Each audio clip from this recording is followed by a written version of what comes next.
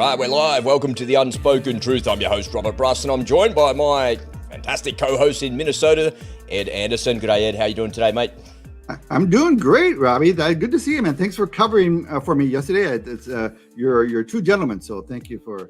That's my pleasure. I was a little bit worried there at the start of the show. I was like, okay, I'm going to talk about these topics. I'm going to do that. And I thought, this might go for about 20 minutes or something like that. And like an hour or so later, I'm like, man, I've got a lot to say and there's nobody even here. You give Rob Bruss an inch and he'll take a mile. And even when you do it to yourself. That's it. You just put a microphone down and I just talk about random shit for nothing for whatever amount of time I need to. And when I finished, I kind of I ended the broadcast and I was kind of like, well, I probably got another 15 or 20 minutes in me there like that. And I went away and started writing a monologue and I did another one later in the day. But it was brilliant. I watched it all the way through. You did a brilliant job. It's your usual eloquent self. So it felt like a little bit of therapy for you there, just getting a chance to get some stuff out. You covered a lot of different topics. No, it's very well done. I have to say, I feel like I'm reaching the limits of my exploitation and I've got to open up the aperture of what I'm doing. We kind of talked about this offline a little bit. I've got to read some different types of books. I think I need to do? I need to read some stories, like some fiction books, not autobiographies or how-to books or self-help books. When you read a story and you get drawn into a story, one of the things that I love most in my life is a foreign film. I love a good foreign film, and my missus hates foreign films. She's like, I want to sit down and relax. I want to read subtitles. And I'm always of the opinion that when there's subtitles on the screen, you get really pulled into the story and you get invested into the story like that. And I just love language so much. And, so much effort goes into the writing of a movie or a screenplay that you're watching like that. And then when you're drawn into it and then you have the actors and you have all the things that go to making film together like that, I just absolutely love that. So I've got a couple of credits in my Audible. I've taken a break from listening to audiobooks in the last couple of weeks. And I was looking yesterday and I'm like, nah, I don't want to read that. I want to read a book about health. I don't want to read a book about the gym or some war story. Man, what is there? And then I realized hey, tomorrow, meaning today, I'm going to have a look for a fiction story and I'll do something completely different and try a new aspect in my life. Are you doing anything new in your life, Ed? Or is it always the same monotonous thing over and over again like that? Well, it's pretty much the same. I hate to confess, but I'm trying to mix things up. I'm trying to do different things. Our good friend Ali True was in town yesterday, so I spent the day with him showing him around St. Paul, Minneapolis. So that was a real nice treat, being able to see him. And just like, at some point you're going to be showing me around Sydney. So you're going to pretending like I'm enjoying it. No, this place is really nice. If you can handle the cursing in the car with me and all the traffic and whatnot, it's a bit shit in that respect. I would be disappointed if there weren't any cursing. So it's all about the timing here in Sydney. If you time it right, everything is like only 20 or 30 minutes away. But if you get it wrong, that same 20 or 30 minutes becomes 2 hours. You got to learn to enjoy the journey, man. You got to, it's not all about the destination all the time. I figured out how to calm myself down in the Sydney traffic, and it's the unspoken truth for the listeners and the viewers out there. If you're in the Sydney traffic or in the traffic in your country, what I've found it works really well for me is if I take a chill out playlist from Spotify and I just hear this ambient music in the background. There's no lyrics. It's just chill out music in the background. I find myself it actually some trigger in my brain that makes me forget about how I'm in a hurry or this idiot that just cut me off or why the road's so bad and the politicians suck and all of these things. So you got to find a coping mechanism for yourself in that respect. It's pretty funny. So if you get in the car with me in Sydney, you can expect some chill out music, man. One of the things that I loved about your presentation yesterday was when you went on a little bit of self-exploration where you said, I really hope that politicians are not that way. I hope that, they're good-hearted and they're looking out for the best interest. And I'm holy cow, boy, what kind of, yoga-loving, you're like the last Boy Scout out there. I was channeling my Ollie True. Yeah. I mean, I love that idea that you hope that the government is looking out for your real, true best interest. Just understand, Rob, the government is not there to help you, man. Just the sooner you realize that, the better off you'll be. As soon as I come crashing back to reality, hope is not a plan, and a little bit of hope can be dangerous. That's for sure. All right, let's get into it. Ladies and gentlemen, welcome to The Unspoken Truth. If this is your first time here, welcome. As I mentioned, I'm your host, Robert Bruss, and I'm joined by my good mate, Ed Anderson in Minnesota. It's 2:40 Minnesota time and 5:40 Sydney time. We're live here around this 10-minute bracket every day. We love to take you behind the stories of what's going on in the media. We've got some absolute doozies here for you today. We're also available as a podcast, and that seems to be tracking along nicely here in Australia. We're in the top 200 of Apple Podcasts now for daily news, which is really good. It's very, very exciting. Our download numbers aren't that huge, but I think what we're seeing is some consistency there, and the algorithm in Apple really likes that, which is fantastic. We're also available as a video podcast on Spotify as well. I find that the podcast as a video works better in Spotify and also in Rumble than it does on YouTube. For some reason, the live replay keeps stopping and starting, but if you go over to Spotify and to Rumble, it works incredibly well, and the links are right down below in the description. We're also available on Twitter, of course, and we're starting to get a little bit of traction there. It's just getting momentum. A couple of followers here and there, a few comments here and there, a couple of people reaching out to me here and there. It's really nice. I'm really enjoying Twitter and the truth that is over there. It's the unspoken truth. Everything that I see in Twitter just simply cannot be shown on YouTube. It's just the complete polar opposite. And I think over a period of time, YouTube is going to realize that Twitter is cutting their lunch a little bit. And I think we'll see the censorship rules relaxed. I do know that at YouTube, they've come out in the last week or so and saying that if you're talking about January 6th or the election being stolen, you can talk about that now. Really? You won't be shit canned or you won't be cancelled. So I think it's just a matter of time before the rules get a little bit more relaxed here at YouTube as well, which can only be a good thing. All right, we've got a lot on the show today. Ed's got a fun little conversation for us about how the US government are now donating to the Trump campaign. Wait, what? What are you talking about? What do you mean? The Democrats donating to the Trump campaign? Yeah, absolutely. You're going to see exactly how that's working. Yeah, millions of dollars, right? It's unbelievable. We're also, I've got some reports for you. I've got some quick fire reports today on one of the craziest politicians here in Australia. Her name is Lidia Thorp. And man, oh man, she's made one hell of a mess. I don't know how to describe it. You know, when you think of the analogy like a bull in a china shop, I don't sort of think of that. I feel like she's a spoiled little brat in a cafe, and she's knocked over all the milkshakes on the desk and, you know, on the table there, and annoyed everybody like that. So she's made one hell of a mess. And I'm going to share a little anecdote of mine that happened to me yesterday, and it kind of makes me question everything about Australian society and what's going on in Australian society.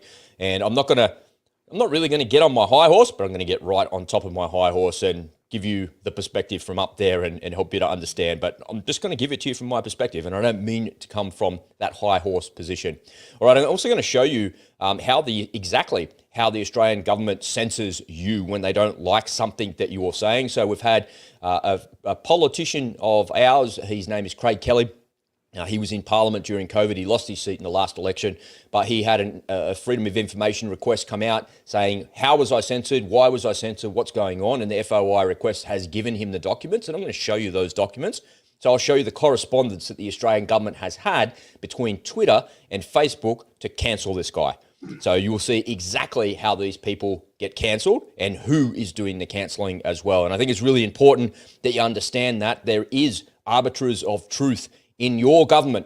Doesn't matter what country you are in the world, this is how they do it. And you're going to get an inside look at that, and I'll give you the unspoken truth on that. And would you know it?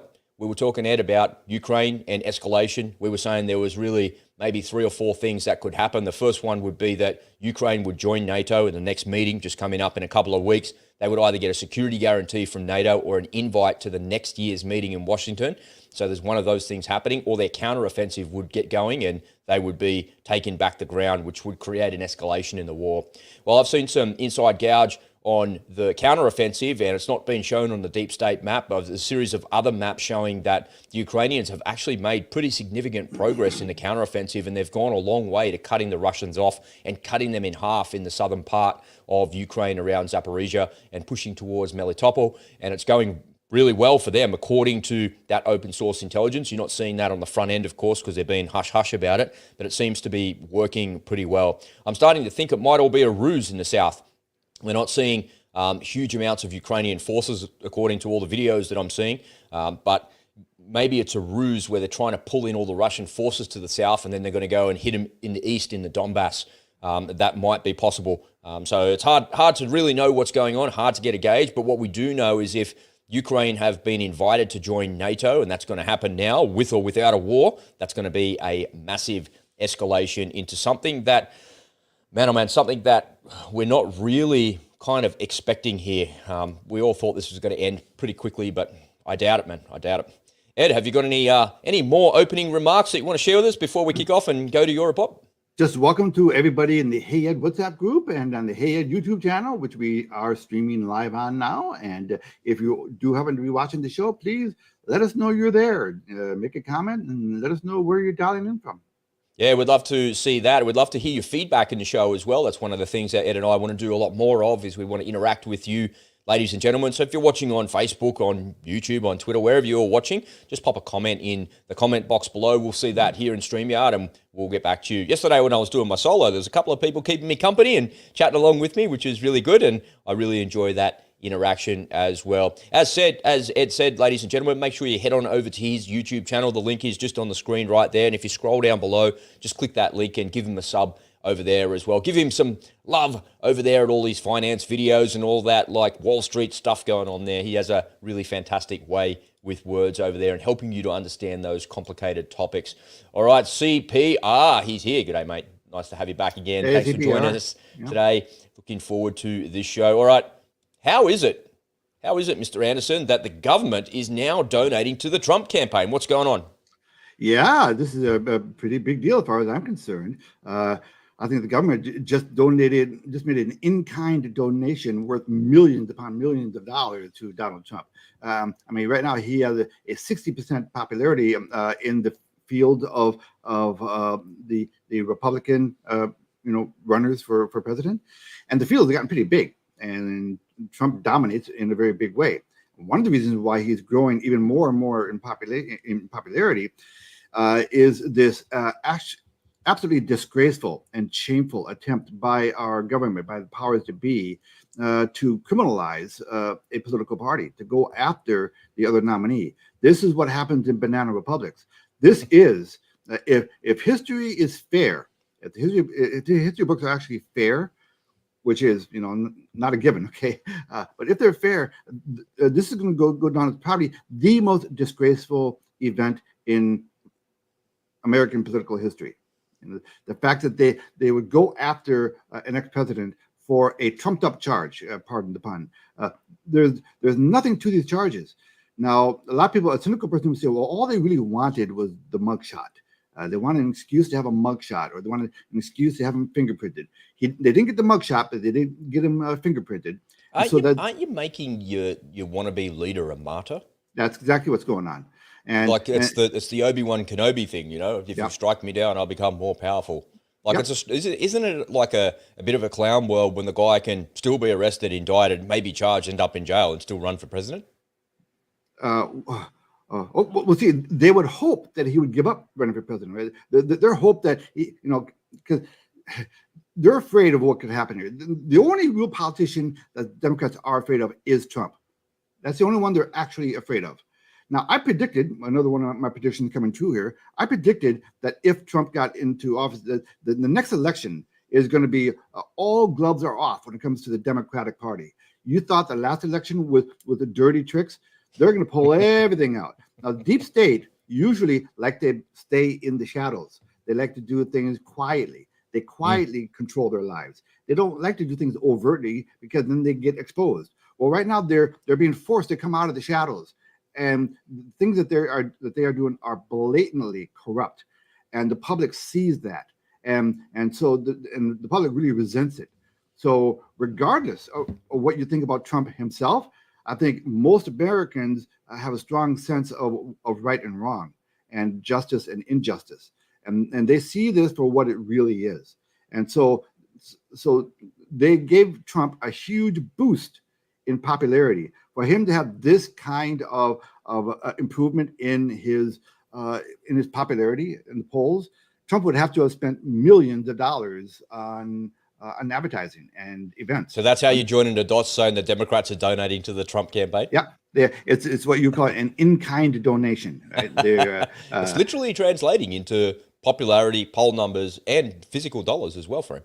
Yeah, I think the powers to be, I think they made a huge miscalculation, and they don't have a very good read on the American people, because most of the liberals, they live in their bubbles and they live in their echo chambers, and they all reinforce each other's ideas without really knowing. They don't bother to learn what the average American really considers important, what their real values are. And but it just so happens that the leftists and the radicals in our country, they do control all the important agencies in our country. They control the FBI, they control the DOJ, they control the entire justice system, and they control the media. Okay, so they wield an enormous amount of power. But remember, our country right now is very tribal, and it's a very divided country. And it really is a 49-49 country. These elections from now on, they're going to be won and lost by the 2 or 3% in the middle there. So all elections going forward is not going to be about convincing the majority. Okay? It's going to be trying to win over that small sliver that's in the middle. And those slivers tend to be independents and libertarians and people who do pay probably more attention than the typical American.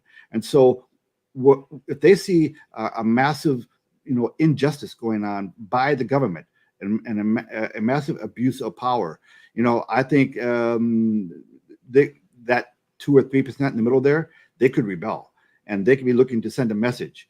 So they might end up voting for Trump, not necessarily because they like Trump per se, as much as to deliver a message to the government. Well, I've got a video file here that I want to share. I didn't show you this, but I was just before we came on, and you told me about that. I found the file.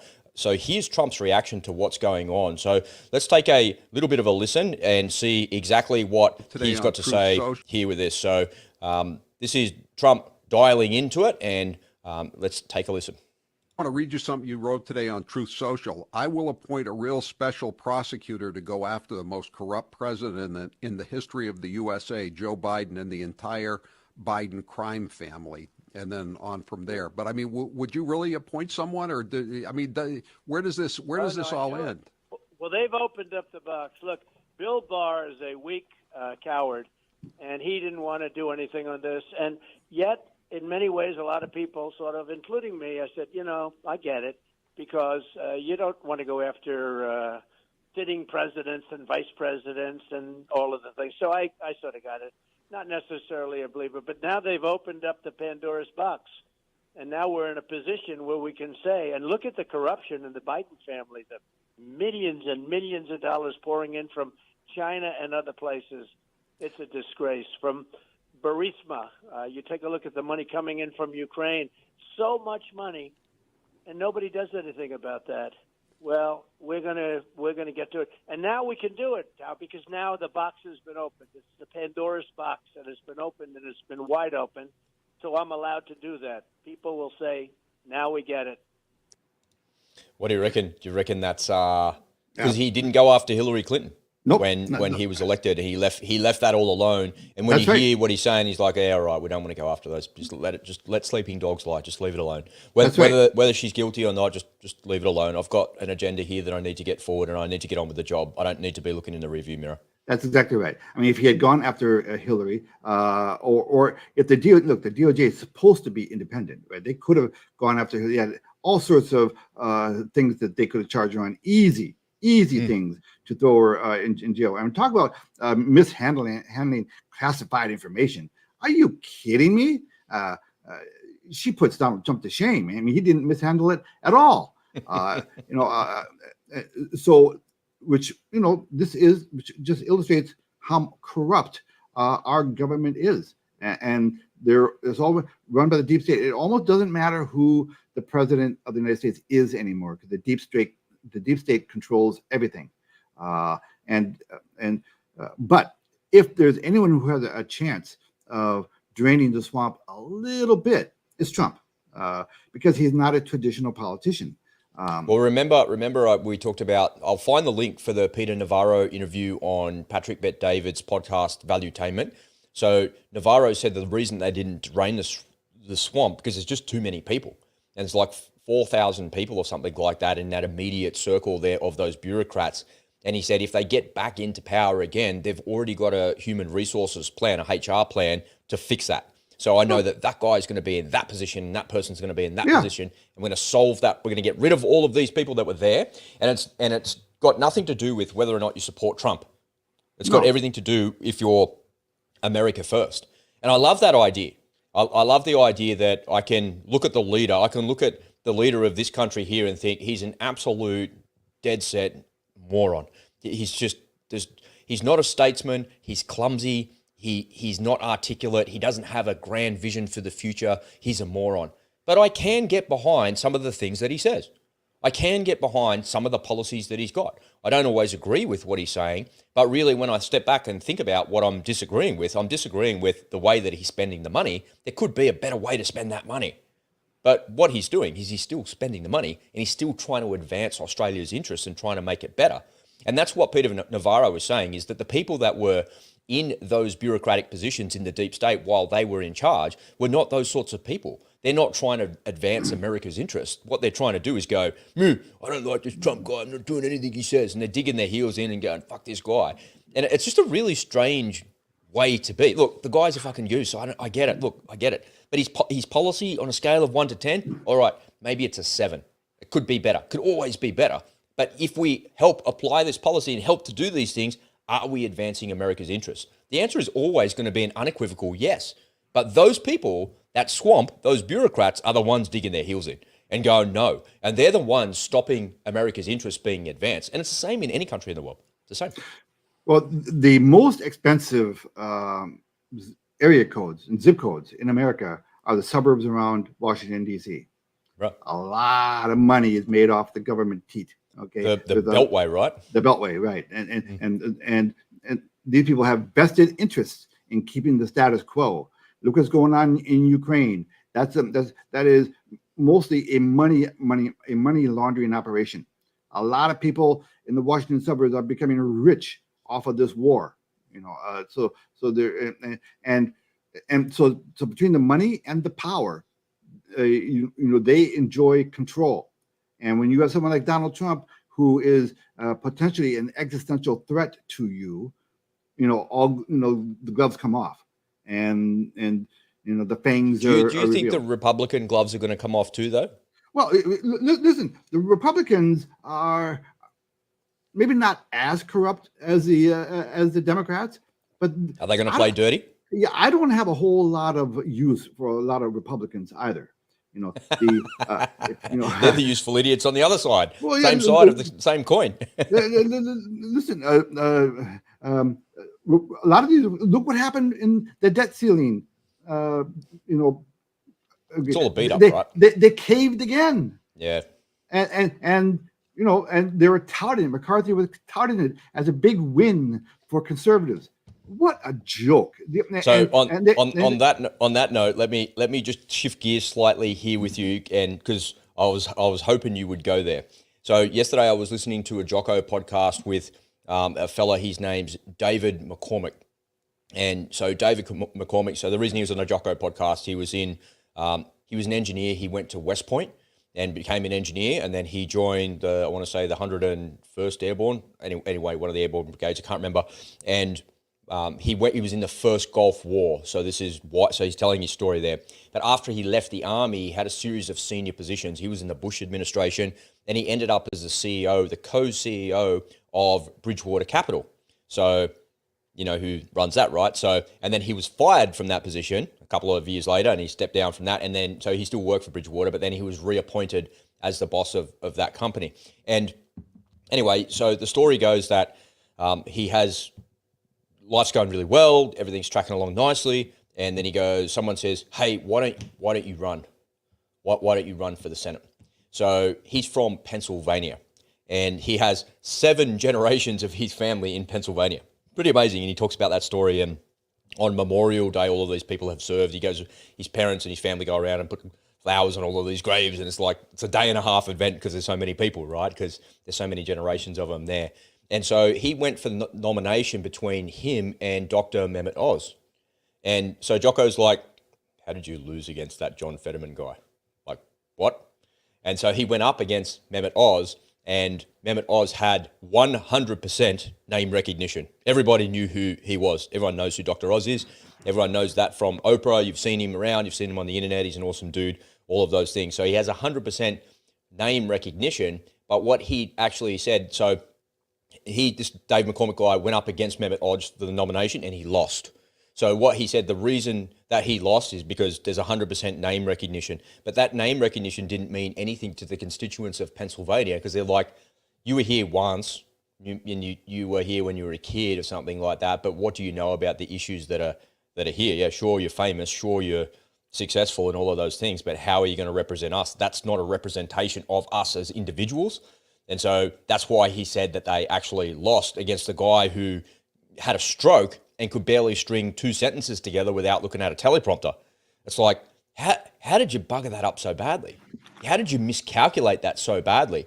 And to your point, Ed, you said that we talk about the debt ceiling and the Republicans, again, caved. Really, the Democrats got everything they wanted in that bill, and it got, no one was happy in the end. But when you look closely at it, the Republicans caved on what it is that they want. And they're adding another $3 trillion of spending to it, pushing you closer to the edge of the abyss than you've ever been before. But they go out there and put this media spin on it like it's good. And it's the same thing. They go out there, put this media spin on that, oh, well, he was beaten fair and square by John Fetterman. And, where is John Fetterman, by the way? Is he in hospital? Is he in some facility? I keep losing track. He's in the hospital. Yeah, he's out of the hospital. He's in. He's out. Dude, he's not well. No. Not well at all. No. How could you go and do like a high level? That must be like a 20-hour-a-day job, man. Like, imagine doing that when you were sick and you're not well. Like, physically, that would be hard. Like, and then you're mentally unwell. Like, you can't think. You need people around you. Oh, man, what do they do? That proves the point. It doesn't matter who's sitting in there because the machine is driving everything. The machine has an agenda. The machine drives everything. The corrupt swamp drives everything. For an honest politician who wants to get things done, who actually does have the public's interest in heart, they are immediately attacked by the machine. Doesn't it show you that the Republicans are pretty hopeless and pretty incompetent when it comes to all of these things? Because if you can be beaten by a guy who has no previous experience, can barely string 2 words together. Well, yeah, okay. You have to understand something about the Philadelphia area, which is okay. It is like 99% Democratic. It's a very liberal county. Republicans never win there. Just but like his policies were so backwards, man. Well, they're not progressive. They're like strange. Okay. Well, look at California. Their policies, same thing. their policies are destroying that state. Children can't go to parks anymore. Businesses are leaving. Anybody's worth more than $10 is leaving that state. The policies there are just destroying that beautiful state. But what happens is these liberals keep electing these people. Look, I don't know. Maybe is it real? Like, I think, how did Scott, after all of the chaos of COVID, how did Scott Morrison win his seat here in Cook? How is that possible? How did that happen? Like, how? Sure, he was voted out as Prime Minister. Someone else took over as the leader. Fine, but how did he maintain his seat? How is that possible? When John Howard lost the election back in the early 2000s, he lost his seat. That's how he was no longer. And Tony Abbott, same thing. He lost his seat. How did Scott Morrison hold on to his seat? I just feel like it's not. We have apparently we have the most robust electoral commission here in the world, here in Australia, and it's completely dialed in and squared away, and it's the most transparent thing and all of these things. But it just boggles my mind that people would want more of that idiot, and that people would want more of Daniel Andrews, who locked Victorians in their homes for 2 years. It boggles my mind that somebody would vote for John Fetterman, who can't even speak 2 sentences. He Okay. literally cannot speak No, because no, he's got no, a brain injury. no. But they vote for him. Listen. The Democrats and the Socialists, which is the same thing, right? The Democrats, they have a really slick marketing campaign. But do they? Is it yeah. real? Is it just? I don't Look, know. I'm not calling it a every- fake election or something. I just don't know, man. How does that happen? But listen, it's when you give it, everything's free. You don't have to work anymore. Universal basic income. Free healthcare, free this, free that, and of course, people say, "Yeah, I want free stuff. I want free stuff." That's all they hear. That's all. That's all they hear. They think so. They think, but you would think that after decades upon decades of re-electing the same people, their lives just get worse and worse and worse. You would think at some point, where is their ouch point? Where do they? I mean, look at Central and South America. They're all socialist countries. Okay, they keep re-electing these socialists, and what do? They're all coming up to America. They can't take it anymore. Well, why don't you just try electing someone different for a change? Why don't you so it's people these days don't actually vote for their own real self-interest anymore. If they What did, are they voting for then? That is just a popularity contest? well, they're voting for the agenda. They're voting. They want free stuff for the Democrats and for the liberals and for the radicals. They think they're going to get the utopia. And the story is, well, it didn't work last time because they didn't do it right.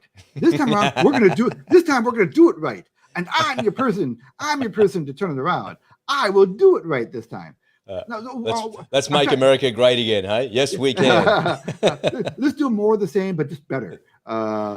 Here's a word of warning for my fellow American brethren across the ditch there, is that here in Australia, absolutely anything was better than Scott Morrison. Anything, right? He was the most antagonistic, brash, awful politician in Australian history. He's just not a nice person and not well liked by Australian people. I don't know, maybe some people liked, obviously people around here in this electorate liked him because they voted for him again. But I just never thought that he just never seemed very nice. Listen, it's all marketing, man. Look, it is.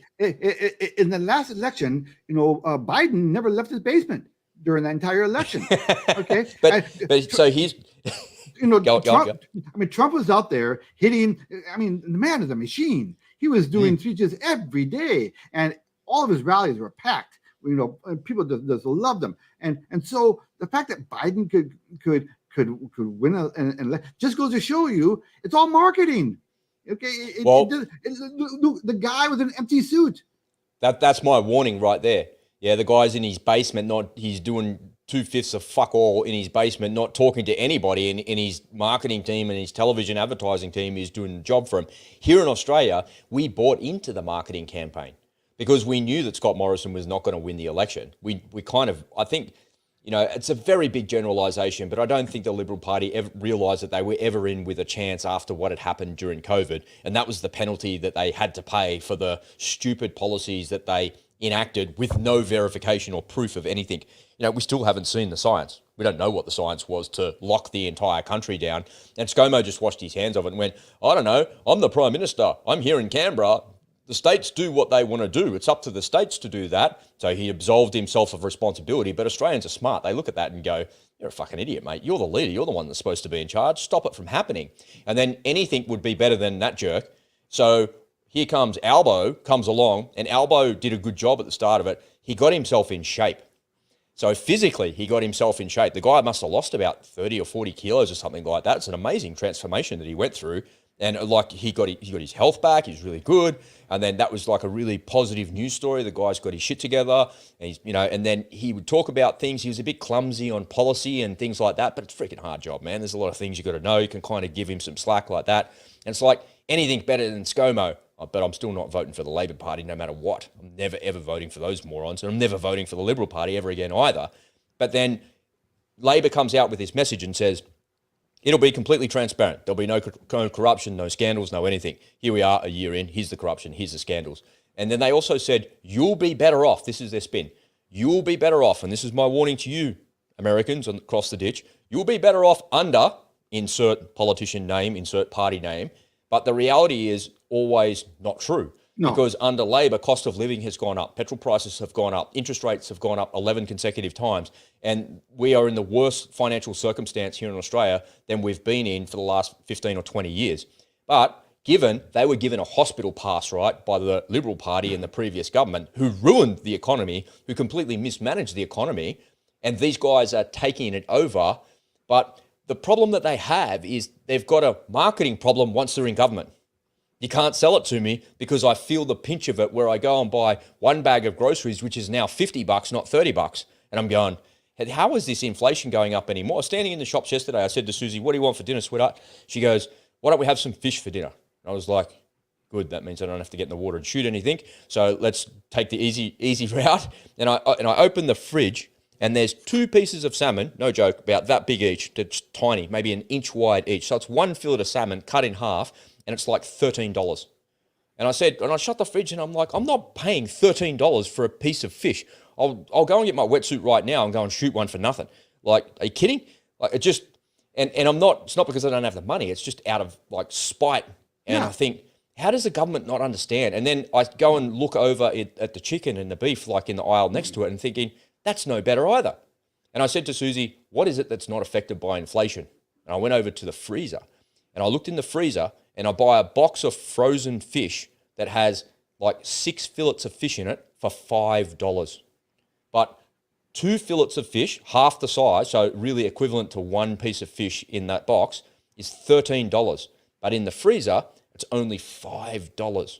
And I'm like, that's what prices used to be. That's what that piece of salmon used to be, just like $5 or $6. That's okay, maybe a little bit more, maybe $7, but it's literally twice as expensive as it was under the Liberal Party. But the Liberal Party are the ones responsible for all of the money printing, and the Labor Party now have to deal with the money printing and the inflation. These politicians are never responsible for anything. But Scott Morrison is still sitting here in the electorate somewhere here in the Sutherland Shire. What the fuck is that guy doing all day long? Who knows? He's a backbencher now. What do backbenchers actually do? Look for other jobs overseas? Wants to go and be the boss of the UN or some bullshit like that? Kidding me? Like, don't buy into their political spin. That one person at the top, that John Fetterman or that Mehmet Oz or that David McCormick that you potentially could elect, they're not going to save you. Nobody is coming to save you. Nobody. No politician, no party, no promise, no policy, nothing is coming to save you. The only thing that's going to save you, get your money out of the bank, reduce your exposure, get some gold and silver, and create some passive recurring income from multiple streams of multiple sources. Multiple sources of income will make your inflation problem go away because it will insulate you from that. Because if a piece of fish costs $13, you go, fuck, whatever, man, I don't give a shit. Just pay $13 for it. That's what I want to eat for dinner. You don't care. And when you've got extra money and you've got cash that's coming to you that you don't have to swap your time for money for, that's the way to solve these problems. It's not the Liberal Party, the Labor Party, the Democrats or the Republicans or some independent or some green dickhead. None of those people are going to save you. I've never even seen those politicians. I've never even seen Anthony Albanese in real life. Is he even a real human? Fuck if I know. You know, I'm sitting here, I'm listening to you talk, and I'm thinking, well, you know, in the old days, accountability was how you won or lost elections. I cut it out, mate. You're going to get us censored, yeah? You start saying they have to be accountable, we'll be cancelled. I mean, Reagan famously got elected with one phrase. Ask yourself this: Are you better off today than you were 4 years ago? And of course, people at that time weren't. Okay, and now, and so at the end of Trump's first term, the answer to all Americans was yes, their lives were better. You know, we were for the first time energy independent, and we were a net exporter of oil. Unemployment in every category was down. You know, minority business startups, all-time record high. Minority home ownership was at an all-time high. Every category, he was crushing it. You know, peace in the Middle East. You know, the Abraham Accords. He had done things no other politician was able to get done. So it was a resounding yes. Their lives were better. So geopolitically, you're better under Trump, but did you feel it in your wallet and your day-to-day? Yes. So you did? Yes. Our economy was so much stronger by the end of Trump's terms because he was doing common sense, actual economic solutions to the problems that we were having. Yeah, we were crushing it. We were marching, and then Biden comes in. What's the first order of business, let's nix the Cancel the XL Keystone pipeline. Yeah. I keep thinking of two words to kind of, try to understand or describe why these people keep electing bad people with bad policies. I keep thinking about Stockholm syndrome. Hey, that's a really pessimistic one. I'll give you my 2 words. Okay. Optimism bias. It's what we suffered from here in Australia. Anything could be better than that ScoMo dickhead. Anything. And in America, anything would be better than Donald Trump. Anything. I get it. It's optimism bias. But that's what I'm saying is that nobody is coming to save you. No one person who is the head of a party, Stockholm syndrome, optimism bias or not, no one's coming to save you. And that's I don't know. What do you do? The only thing you can do is protect yourself. Well, yeah, nobody's coming to help you. And not even most of your relatives who really don't like you, by the way. You're They're tolerating you. Hopefully your kids are there for you. Every person is on their own. That's why you cannot just, be blind to this and blindly, go to your 9-to-5 job and expect things not to change. What's the definition of insanity, Rob? They're doing the same thing over and over again. Over and over again. Yeah. So, if you want your life to be better than it is right now, there's always room for improvement, right? You have to do things differently than you're doing right now, and you have to think a little bit differently. And of course, here we're going to help, mold your psyche in that direction here in the Unspoken Truth. So make sure you stay tuned, and we'll give you some practical ideas too. But there's a reason why we settled on the mantra that we did. Yeah, well, it's the way that you protect yourself, and it's the way that you look after yourself. Okay, ladies and gentlemen, let's shift gears. Ed and I want to remind you that today's show is brought to you by you. In this crazy, uncertain world, we all need a way to protect and insulate ourselves from the outside forces that we simply cannot control. I'm a news junkie, and after a lifetime of constantly immersing myself in the darkness and the despair that engulfs the world, the path to shield myself and my family has become crystal clear. I want to invite you to come and join me in the Unspoken Truth community, where I'll show you how I protect my family from this crazy world. You'll get access to 3 masterclasses worth over $1,000, as well as our live events, training, and community of truthers just like you. Come on over to the unspokentruth.com.au and join us for just 50 cents a day. What are you waiting for? Get started now at the unspokentruth.com.au. All right, I want to kick off the next segment of the show by sharing a little bit of unspoken truth from my personal perspective and giving you my thoughts on something. I'm going to say some things that might be a little bit controversial for you. So if it triggers you and it upsets you, I don't give a fuck, because I've got the microphone and it's my channel. And if you don't like it, get the fuck out of here. Just simple as that. Tune out if you don't like it. So there's an incident that happened in the gym yesterday for me.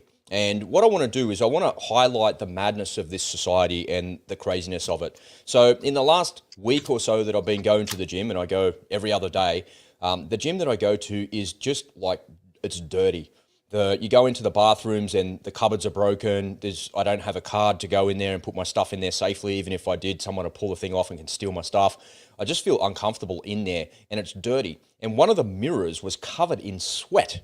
And so on the way out of the gym, I said to the lady at the front desk, hey, is there somebody here that I can make a complaint to?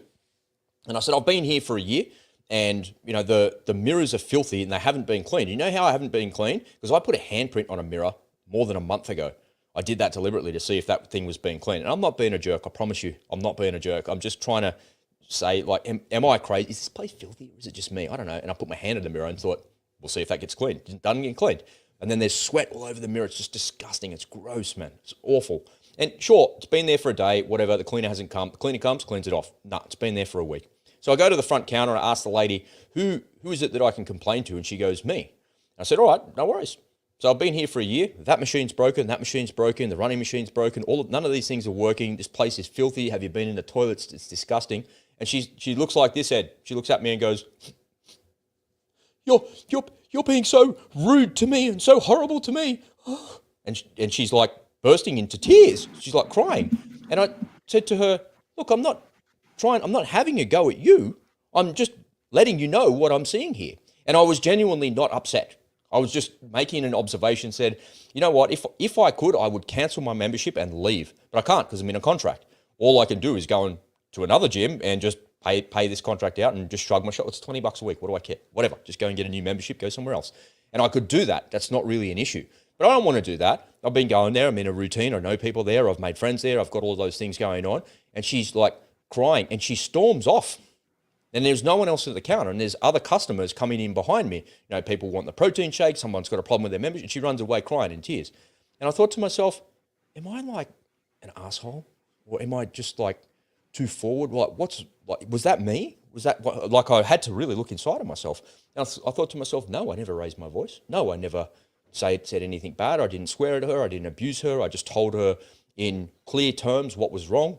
And she took it the wrong way. Maybe it's my delivery. Maybe it's what I look like. Maybe it's me. That's probably 50% me and 50% her. Anyway, the manager comes out, some young dude, about half my size. He goes, hey mate, how you going? Come over here. And he pulls me away from the counter from the other people. I said, hey dude, what's your name? He says his name. I shake his hand. I said, listen man, I don't know what her problem is. Anyway, I just want to share with you exactly what's been happening here. And I said all the same things to him, and he goes, man, that's just really shit, hey. And he kind of empathized with my problems. He went through his customer service and he did all the right things and ticked all the right boxes. And what it did was it reminded me of this. And here's the controversial statement. In my business over the years, I've had the good fortune to be able to employ lots of people. And one of the most noble things that you can do as a business owner, as an entrepreneur, is to give other people a job. But I've always been very, very hesitant, and this is just my perspective, ladies and gentlemen. This is just my perspective. I've always been very, very hesitant to hire a woman. Not because they're unable to actually do the right thing or to do the job. There's plenty of women out there that were way more qualified than the men that I hired to do the jobs. But I would never find myself in a position where I'd be on a sexual harassment charge or on a charge where somebody is claiming that I did something wrong. So that girl yesterday, that customer service girl yesterday, for whatever reason, didn't like me and burst into tears the minute that I started raising something that was a bit prickly for her. So she didn't have the resilience, she didn't have the skills to handle my complaint. Fine, that could be fixed with training. But it highlighted to me and it reiterated to me that there's no way that if I was considering a customer service position or a role that required me to deal with people in potentially an antagonistic way, that I would hire a girl to do that.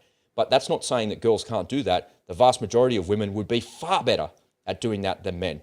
Women are the right people to do that job because they've just got a better temperament to do that. That's why here in Sydney, I don't know what it's like there in the United States, all of the traffic controllers here in Sydney are good-looking girls.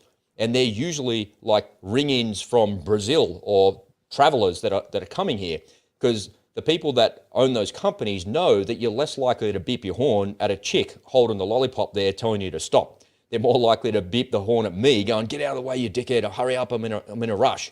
So it kind of reiterated to me that sometimes having women and females in the workplace for a guy from a male perspective, especially from the boss's perspective, is a really, really bad thing. And it's something that can cause you a lot of grief. And it showed me as well that this young person that I was dealing with had zero resilience. So there's one of two things that are happening there. Either she had no training to deal with an antagonistic customer like me making a complaint, but I wasn't antagonizing her, I was just making a complaint. Or she's just like one of those weak snowflakes that you hear about. And I'm like, young people are not weak snowflakes. What are you fucking talking about? They're normal people. Why are you labeling that? But I saw her lip like quivering 1 second after I was making a complaint because she realized I wasn't a friendly customer. So it just got me thinking that in this society that we live in, the people on the left are responsible for this culture. The people on the left are responsible for me as a potential employer of people here in Australia for feeling like that. And it's got nothing to do with discrimination. Nothing. It's got everything to do with me being in a position where I don't want to be exposed. Because if I'm faced with two people, a male or a female, and I look at the role that is the roles and responsibility of the job, if there was a potential for me to get myself in trouble because somebody made a complaint against me as the employer, I would pick the guy all day long because I know guys don't complain about those things. Well, they could. That's a bit of a generalization, but that's never, ever been my experience. So what I want to do is to highlight to you what actually happens. And I want to take this to its extreme and its nth. And I think sometimes maybe, hey, Rob, you can't behave like that, man. You just need to hire the right person for the job. You just need to do that. What are you worried about somebody making an accusation about you for? Are you behaving like a dickhead? Are you doing that? Are you doing something that you shouldn't be doing and you're worried about? Are you doing that? And I have to check myself, and I'm like, don't be like that. You know, if that's the right person for the job, man, woman, person from Mars, person from Venus, I don't care where they're from. I don't care what religion they are, what they look like. All I care is that they can do the job. But then if I'm faced with a choice, boy or girl, I'll pick the boy every time because there's less chance of something happening to me. So I want to show you a quick video here, and it explains what happens when somebody takes this all the way to the nth and somebody's reputation is destroyed. This happened yesterday. Let's take a look. Guest Lou in a moment. Extraordinary scenes in Parliament today. What's happening there with the sound? Hang on. Let me just fix that there. You've seen this reported in the last couple of hours, accusing Victorian Liberal Senator David... Oh, the sound's not really working there. Oh my God, that's really annoying. So I'll just pull it forward here. So this person here, Lidia Thorp, she was in the Greens party, and she's made a claim under parliamentary privilege. So this woman is known for being quite controversial. Sorry about the sound, folks. I'm not sure why that's not working. It was working perfectly a couple of minutes ago before I set up the stream. It's not working. But she's come out and made an accusation that there's a minister in the Liberal Party, this fella here, his name's David Van, and she said that he sexually assaulted her and harassed her. And she got up in Parliament, in the Parliament of Australia, and destroyed this man's credibility and reputation. So here in Australia, I don't know what it's like where you are and anywhere you are in the world, but you're innocent until you're proven guilty. But Lidia Thorp doesn't like this guy for one reason or another, doesn't like what he says, doesn't like who he is, seems like a perfectly reasonable person to me. But he's come out and said, in the chamber today, Senator Thorp made an unfounded and completely untrue allegations against me that I immediately and unequivocally denied and continue to deny. These outrageous and reprehensible comments made by Senator Thorp using parliamentary privilege are the most malicious and despicable way. So that's what she said. My lawyers have written to her, making my position clear. So you can't, it's a shame that I can't show you the video for some reason. So when you see his response here, I'll just play the video so you can see his response. So, and I'll just talk over the top of it as he's doing it. But watch his body language. The guy is feeding him. He's in tears. He's like, he's been attacked publicly in the Parliament, and his reputation has now been completely and totally and unequivocally destroyed forever. So one person makes one accusation under parliamentary privilege like that, and it completely and totally destroys this honourable person's reputation. If he's guilty of that, throw the book at him. I don't give a shit. If he's guilty of it, suck shit. He gets what he deserves. And, you know, all power to Lidia if he's guilty. But there's ways and means to go about these things in our society. And for some reason, if she's out there making an unfounded accusation and destroying this guy's reputation before he has a chance to defend himself, and she's doing it on the public record, and it's one of the biggest news stories here in Australia, because if it bleeds, it leads. And poor old David Vance is bleeding.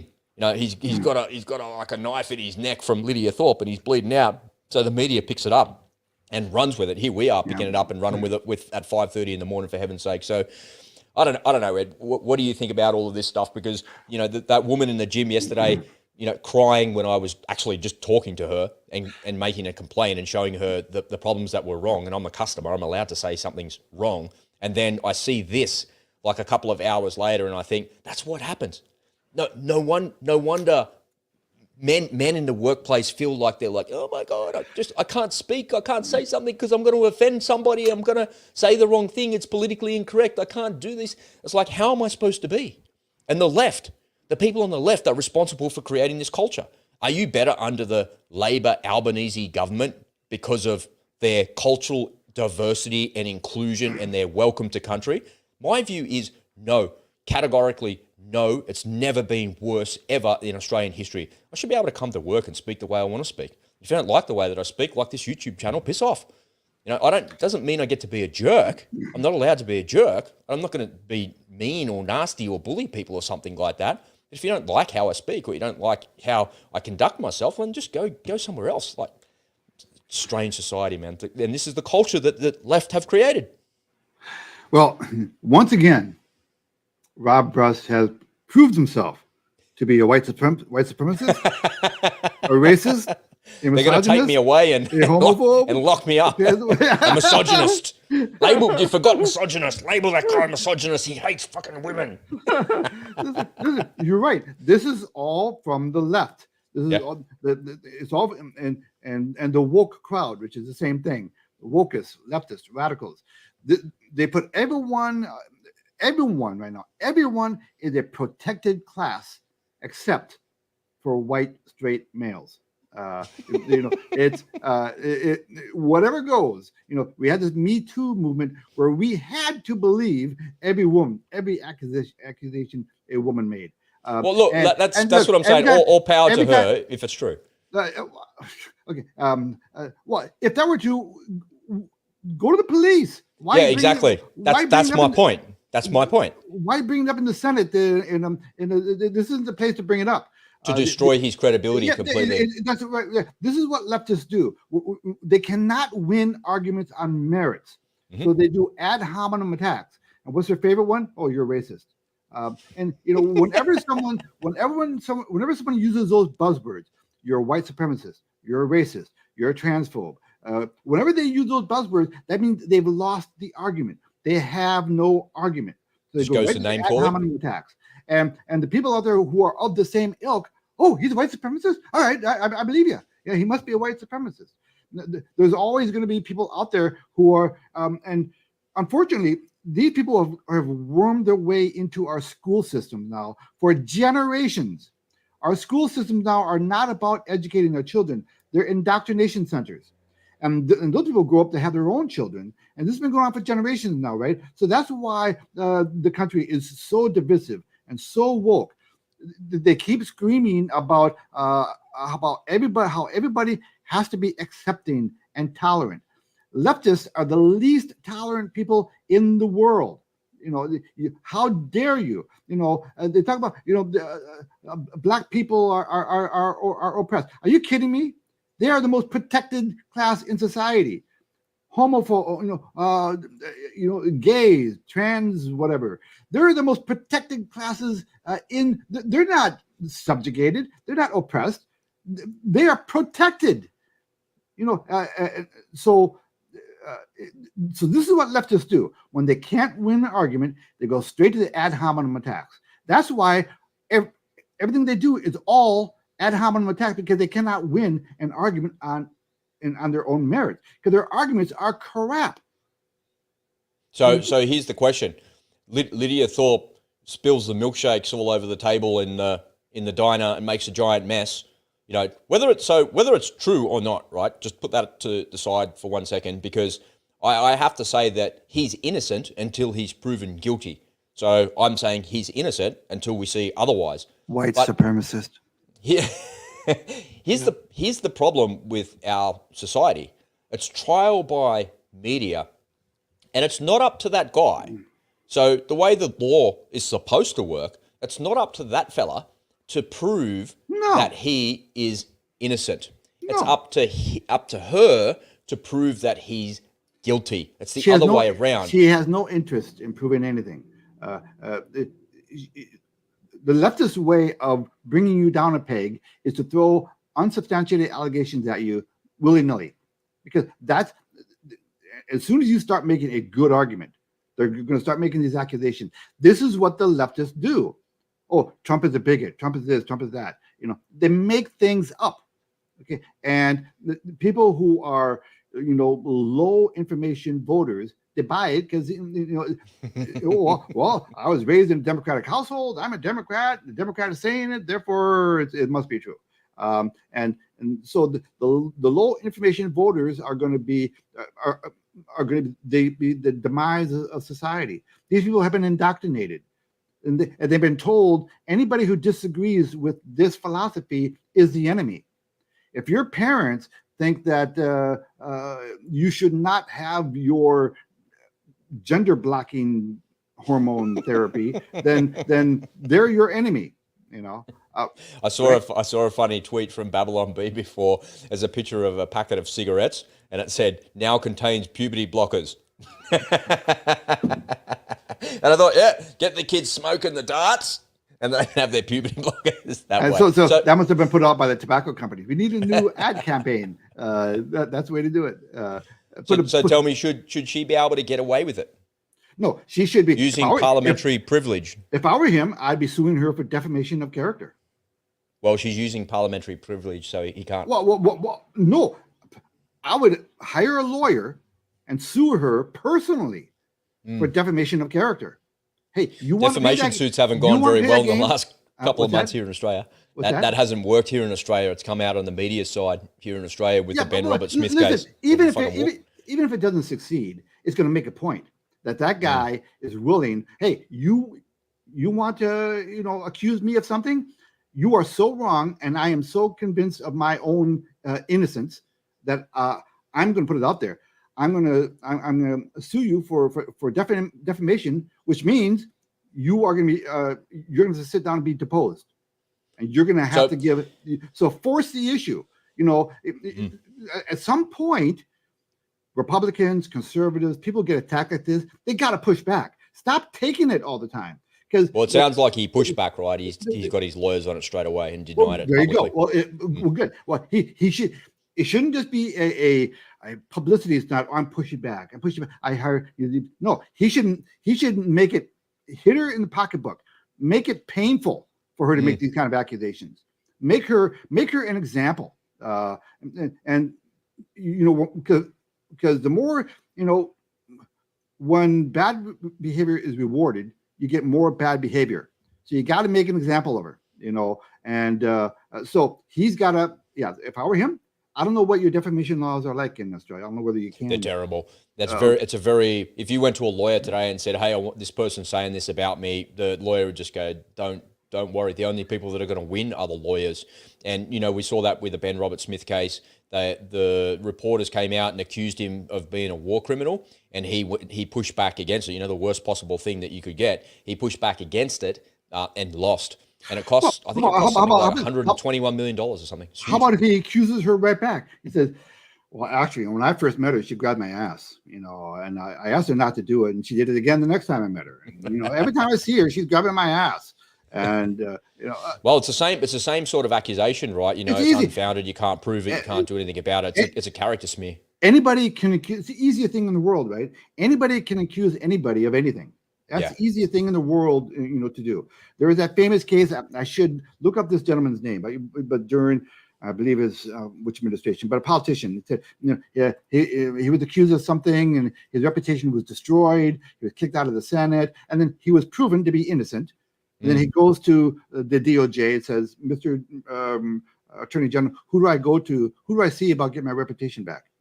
Who do I see about that? That's that famous phrase, right? It's the easiest thing in the world to throw out. And Trump is, talking about, he's the poster boy. The thing is, the left has gone after him so many times, and they've all failed. Everything they've thrown at him have failed. At this point, he's Teflon. At this point, he literally could shoot a guy in the head in the middle of Fifth Avenue and get away with it. Did Dick Cheney do that? That was and that was in the face. You can't get away with that. Yes. So at this point, they've done it so much that now everyone just says, "Oh yeah, here they go again." They have diminished their own, prosecutorial brand that way by doing it so often. It's obvious what they're doing, and it's not about justice. It's not about classified documents. Because if it were, they'd be going after any number of other people, taking home classified documents. Every single president who's ever existed has taken home classified documents. It's what they do. That doesn't mean they're top secret. There is no evidence, no accusation that he sold anything or gave anything to foreign countries. There's nothing that in the suit. They're not claiming any of that. Most of the boxes are filled with pictures taken by the White House photographer. Souvenirs. So, yeah, souvenirs. And as president, he can declassify everything with a wave of a hand. He doesn't even have to write it down. He just, I declare you all unclassified. As president, he has that power if he wanted to. Well, this Lidia Thorp woman thinks she has the power to accuse somebody like that, but simple, stupid people like her, and she's simple, and she is very, very stupid, and she's the most divisive politician in all of Australia. Yeah, but this stuff works though. It does. It does. That's why in political campaigns, they are usually negative ads are the norm. You're attacking your opponent. Negative ads. It doesn't matter whether it's accurate or not. It's about smearing. And sometimes politicians will come out here and they say, I promise I'm not going to do any negative campaigning. I'm going to do pretty positive campaigning. I've got a positive message only. Yeah, and then they either lose dramatically or they halfway through they change their minds. All right, let's bring up the dirt. That's what politics is. I don't know why anyone want to run for politics. Well, I have to say, in closing the loop on this little part of the show, in this segment, I have to say that when I saw that, I thought to myself, now you've been an absolute moron the whole time you've been there in Parliament, and Lidia Thorp, that is, and I disagree with everything that you do. I disagree with the way that you go about it, but you've been elected there, you're there, I'm not. But I think now, when I saw that yesterday, you overreached, you overstepped the mark, because you don't understand the second, third, fourth, and fifth order effects that you cause as a result of your words. She just doesn't, I don't believe that this woman has the foresight to see the damage and destruction that she's created. That David Van guy, last night, he didn't sleep. Today, he's not going to sleep. The next couple of days, he's going to have to take off because he can't get his head right. And now he's around. Why is he taking it so personal? Why doesn't he push back? I promise you, but that's what would happen. If you were accused publicly of something like that, it would be damaging to you. And, it's impossible. Yeah, sure, he might show a brave face publicly, but behind closed doors to his wife and kids, if he's got a wife and kids, I don't know, but I'm sure that's like damaging. He goes home and has a conversation with his wife, and she goes, "Did you really do that?"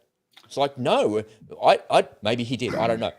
I don't know. He's innocent until he's proven guilty, but I'm just trying to play that out as if I was David Van, didn't do anything wrong, and she's just attacking me because she's a moron. I don't know a lot about this woman, but I'm guessing that kind of her character, kind of her personality. Yeah. My response would have been, listen, everyone, just consider the source and leave it there. There it is, and just leave it there. Insult her. Find an elegant way of insulting her. Come on, guys. Just consider the source. If his wife asks him, "Do you do it?" Are you kidding? Look who's talking. Look who's saying it. And I had to consider my behavior yesterday as well. I got in the car and I sat in the car and I turned the car on and I sat there for a second. I closed my eyes and I thought to myself, could I have handled that better? Could I have done that better? I'm like, no, stop making excuses for being a normal person. I never complain about anything to anybody. And I'm well within my rights to complain. That place is a filthy freaking dump. I'm allowed to complain. I'm paying good money to be there. You've got the manager goes, we've got 4,000 members here, and I'm thinking, okay, 4,000 members that pay $20 a week, 4,000 times 20, $80,000 a week that you make, 4/8, $320,000 a month. Can't you get a couple of cleaners in here every day? Like, are you fucking serious? Like, seriously? Man, I just don't buy into it for a second. But I checked my behavior because I'd upset a woman. Oh, geez. Okay. But I checked myself, right? Yeah. Let me close the loop and you still. That's what they want. Well, listen, That's exactly what they want, but that's the culture and the conditions the left have created. And I just want to highlight something as well that happened a couple of years ago. So the former Prime Minister, Tony Abbott, was attacked by the left for being a misogynist. And it's just, I think Australians are a little bit smarter than that because they knew that Tony Abbott had 2 daughters. So 2 grown-up daughters, and he's married. So he's literally surrounded by women on all sides, and they calling him out as a misogynist. And I thought to myself, was my behavior like that? Would I have spoken to a guy like that? Did I speak like that because she was a woman and she was a younger woman and I could get one over her? No, because I spoke to the manager, who was a man and who was just the same age. He must have been not a day over 25. And I spoke to him exactly the same way, and he listened carefully to what I was saying and handled it. And he was like, okay, cool. And he disarmed me completely by looking for solutions, trying to solve the problem. And I think to myself, did I behave in a bad way? Was I a misogynist? Was I bad? And then I'm like, fuck that, man. What am I checking myself for? I'm checking myself because the left have created a culture of weak fucking people. And if China invade and we end up in a war with China, we end up in World War III, the people required to go to the front are people like her. She'll be a medic, she'll be an admin person, she'll be something, but she'll be running around with a gun because she's a military age person. Military age males will go to the front, military age females will go to the rear. You'll be scooped up and sent to the war like everybody else. And I'm afraid that if we've got a culture of weak people that can't even handle a customer complaint and burst into tears, that will be fucking destroyed by the Chinese. And we will be, because they're way more resilient than we are. Yeah. Well, listen, I don't think you should change, Rob. I think you should embrace your misogyny. Racist. No, You're saying no to the voice, you're racist. that's right. Look, feminists have created this. This is what this is the end result of feminism. If I were an employer, yeah, I would think really hard about hiring a woman for exactly that reason. For the same reasons I said. For the same reason you said, and for the Lidia Thorp thing, it's very easy to accuse a guy of insane, unsubstantiated stuff, and they will be believed. So, as an employer, yeah, I would think really hard about hiring a perfectly well-qualified woman for that reason, and that is a disservice to women. But feminists have created this. Feminists have created this environment, So CPR says in the comments to go to those depths to ruin somebody's career is crazy. On that note, let me show you exactly what happens, and this is how the Australian government will censor you as an individual. And this is what happened during COVID. So let me just shift the screen around here. I got a couple of slides I want to share with you. So during COVID, there was a politician. He was in the Liberal Party and he left the Liberal Party and became an independent. His name is Craig Kelly. And he was very outspoken against all of the COVID rules that were there. So the next couple of slides that I'm going to share with you are the Freedom of Information Act. And he went to Facebook and Twitter and to the government departments and said, "Oi, you switched me off. I want to know why and who did this." So here's a couple of emails about from the Australian government. So this one here on the screen goes to support@twitter.com. And it says, "Hello, we appreciate you letting us know about this." So this is the response that Twitter had sent back to the person in the Australian government that had reported him. So this is the tweet that someone in a government department reported. This is the contents of it. It says, so Craig Kelly said this, "Looking desperate and running out of ideas." So that's what he said. "Mistakes are made, mistake after mistake. Constant scaremongering, harming people's mental health with endless lockdowns, raw abuse of police power, ignoring Israel's experience, destroying lives and New South Wales economy," because he's here in New South Wales. "Shame, Gladys, shame." Gladys Berejiklian was the premier. And "time to resign." So they're the words that he said. And someone in the Australian government, Department of Health and Aged Care, reported that to Twitter for mis or disinformation. So they're the words that he said, and that was what was reported, and his account was cancelled because of it. Let me show you some more. So here's another slide. It says, this is once again, this is an email to them. So this has happened on the 29th of April, 2021. "Hi," and it says the person's name's redacted. "Finally, we reported Craig Kelly's account," and Craig Kelly, brackets, "the MP who has been banned from Facebook and Insta for spreading COVID misinformation. We noticed that all of the COVID misinformation is now going to his Twitter account, but we were advised that the account didn't breach the Twitter guidelines, email attached. Is there a way we can escalate this?" So they reported this guy, Craig Kelly, to Twitter and said to them, he's doing COVID misinformation, but here's your guidelines. He's in breach of your guidelines. So folks, this is how the Australian government censors you. And this comes from the Australian Government Department of Health. And it comes from Assistant Director. Social Media National Incident Room. So they've got an incident room where they look at social media for mis and disinformation about whatever topics they're looking about, a terrorist attack, COVID, whatever's going on there. And they're saying that he's in breach of your terms, please escalate it.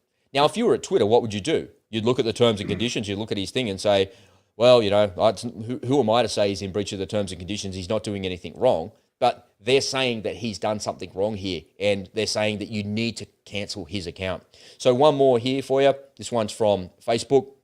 So essentially what it said, it's a bit hard to read. It says, so Craig Kelly's got a Facebook group, yeah, and it's called United Collective Public Group. So United Collective, that's what it is, and it's a public Facebook group. And the highlighter part here, I'll read it for you because it's a bit hard to see. It says, we believe this group infringes on Facebook's policies and has promoted events and calls to action advocating fighting against COVID-19 vaccines, and also spreads misinformation to push this message. An example of the said misinformation can be found here, and there's a link that shows you there.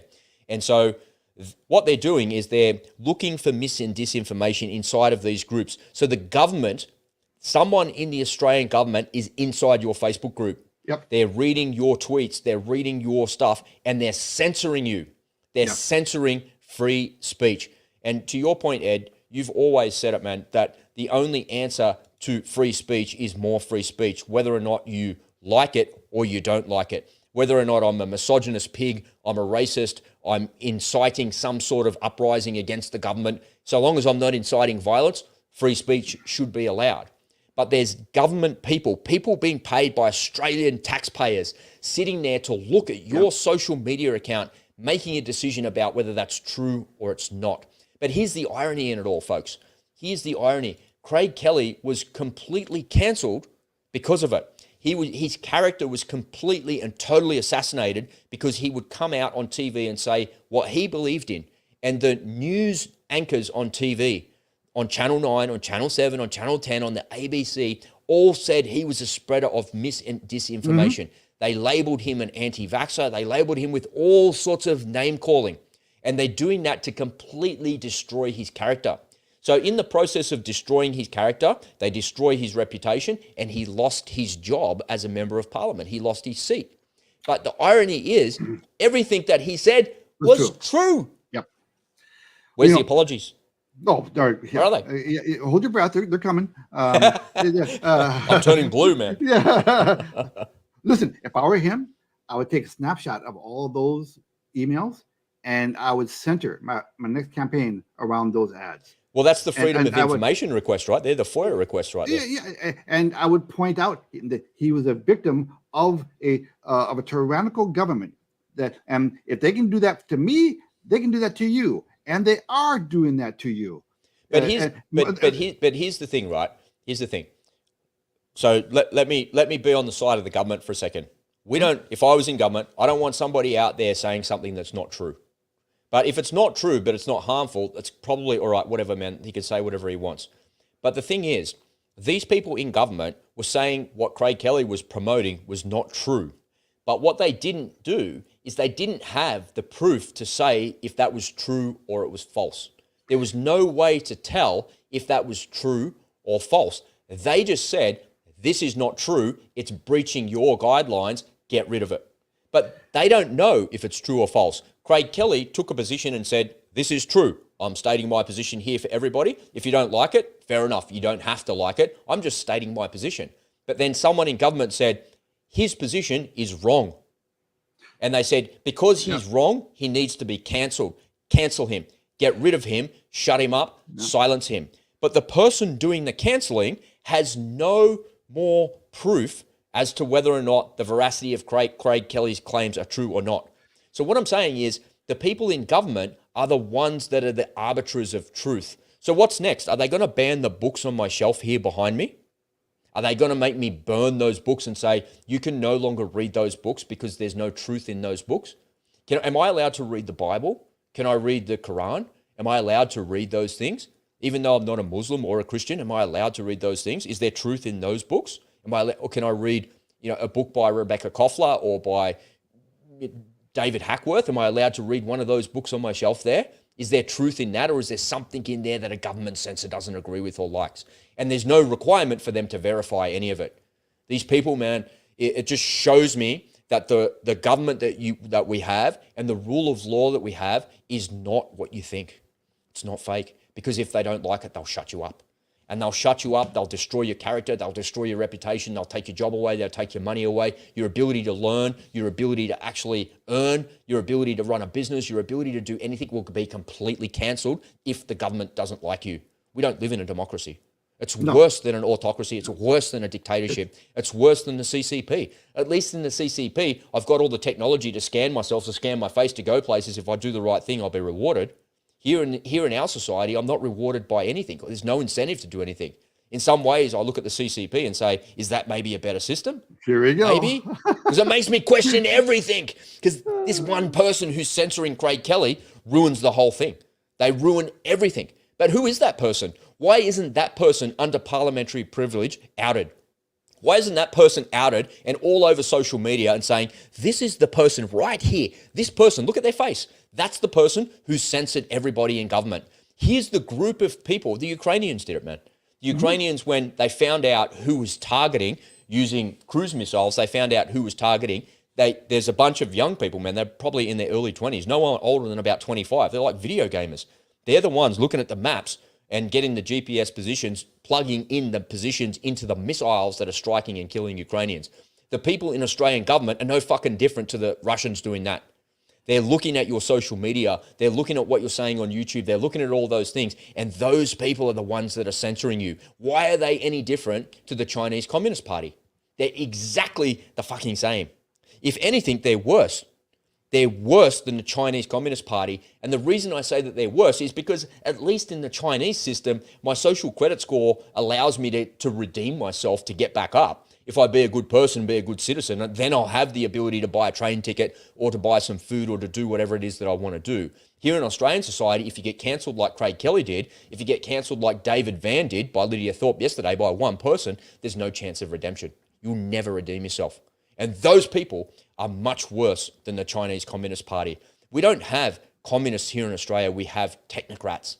And the technocrats are the ones that shut normal people down. It's horrible. It's a horrible system. And no one's really saying anything in the media about it because it's all the media is doing. Yeah. Mainstream media are doing it.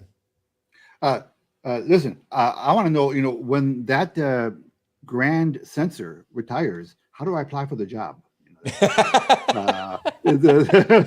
is it? It's like the Grand Wizard of the Ku Klux Klan or some shit. They're sitting there with a white fucking thing on their head saying, man, I just like, makes me like wild with rage, these people. I would love to have that job. I'd love to shut people up. But what a great job that would be. You know what? You're never gonna shut me up. It's not about truth or disinformation. It's about agenda. And it's about compliance. We have an agenda here at the government that we are promoting, and anybody who takes any kind of steps to restrict our powers and our influence, you're the enemy. That is fascism. That's what fascism is. Mm-hmm. When they shout you down, when people go to a university to make a speech about not mutilating your children, and the students show up to shout you down, they don't allow you to speak. That's fascism. When you want to get a point of view out and they censor you, that's fascism. If I were that gentleman, I'd take those 3 clips and I would wear them as a badge of honor, because he has been vindicated. Everything he said is true. Everything the government said is not true. But more importantly, he is a victim of fascism, and that's textbook. That's not. There's no. Well, maybe he was. There's no opinion about it. He was.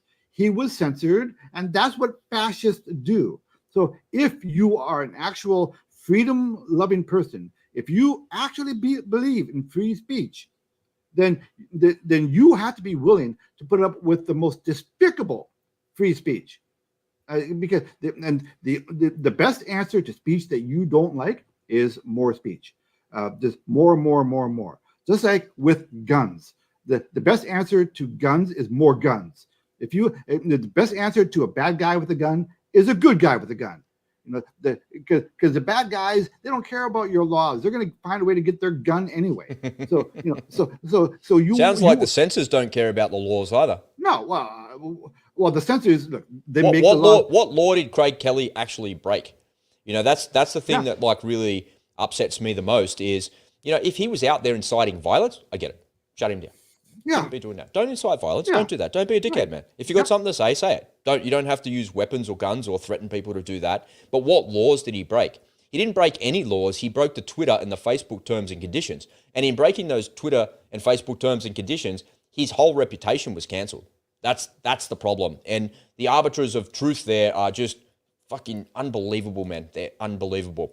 I just want to shift gears here and close out the show, folks, because I've just got one small report. Hopefully the audio is working there. I think I fixed it. I want to show you how Jens Stoltenberg, the boss of NATO, we're talking about the only way to fix guns and the gun problem is to get more guns. Well, this is what Jens Stoltenberg said about NATO. This is very quick.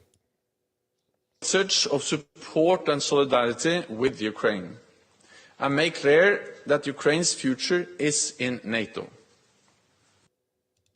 So there it is, folks. Get ready for World War III. Remember, for the last 50-odd years that we've been doing exercises where we play the Red Force, meaning the Russian force use the Russian doctrine, the Russian way of war to fight against NATO to win a war. We lose every time because it escalates into a nuclear exchange. And so we are now marching even closer to a nuclear war than we've ever been before. If the Polish start handing off their F-16s and allow NATO or Ukrainian F-16 pilots to launch from Romania and from Poland are going to become a target for all those cruise missile strikes. Sure, we can shoot them all down with Patriots, whatever, a couple get through, whatever. Polish territory is about to be attacked. So is Romanian territory. It's about to be attacked. And when that happens, the full force of NATO is going to come to bear. And the only thing that the Russians can do to stop that is fire a nuke. And they will do it, make no mistake. They will do it. That is the escalation that we're seeing. And that is the thing that I feared the most. That's the thing that I thought actually wouldn't happen. I didn't think they'd be invited to join NATO. I think they'd get some bullshit guarantee. Counteroffensive would go. This thing would stretch out for a couple more, months, maybe another year or so. But here we are, man. He came out and said it. They will join NATO. If you had to sit and think of a way, the most promising way to start a nuclear war, you couldn't have done a better job to come up with that plan. That's about as good as it gets. There's no other reason for a nuclear war to start other than that. There it is. There you go. And Putin said, don't cross that line. The whole reason that we're invading is because you said that you wouldn't encroach. You wouldn't come any closer. You wouldn't do that. You're coming closer. You're still doing that. So, I'm not a Putin apologist or, a Putin bro or something, or some Russian bro, but he was right. Putin was right. Yeah. And Putin gave him an inch. Keep giving an inch, You're taking a mile. Man, you just took the biggest chunk out of the map you possibly could now.